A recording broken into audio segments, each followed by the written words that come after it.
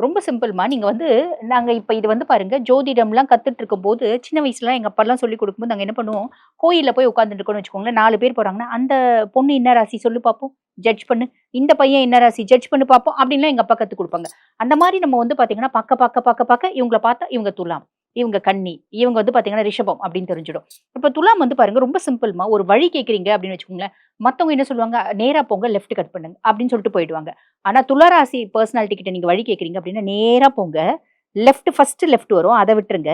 Second left cut பண்ணுங்க. அங்கேருந்து நேரா ஒரு 10 பில்டிங் தள்ளி போங்க. அங்க ஒரு டீ கடை இருக்கும். அந்த டீ கடையில இந்த பேர் போட்டிருக்கும். அதுல வந்து பாத்தீங்கன்னா, ஒரு ஆள் இருப்பாரு. அவரு துண்டு போட்டுட்டு இருப்பாரு. அதுக்கு பக்கத்துல ஒரு பில்டிங் ரோஸ் கலர்ல இருக்கும். அதுக்கு பக்கத்துல ஒரு பில்டிங் எல்லோ கலர் இருக்கும். 3வது பில்டிங்ன்னு சொல்லுவாங்க. அந்த அளவுக்கு பெர்ஃபெக்ட்டா சொல்லக்கூடிய பெர்சனாலிட்டிஸ் யாருன்னா துலாம். இப்போ எந்த விஷயத்திலுமே பெர்ஃபெக்ட்டா தான் இருப்பாங்க. பெர்ஃபெக்ஷனிஸ்ட் அப்படின்ற வார்த்தை துலாம்க்கு தான் பொருந்தும். காதல்ல பெர்ஃபெக்ட்டா இருப்பாங்க. எல்லாத்துலயுமேம்மா. ஓகே. Almost all. எனக்கு எல்லாத்துலயுமே பெர்ஃபெக்ட் வேணும் அப்படின்னு நினைக்கக்கூடியவங்க தான் துலாம்.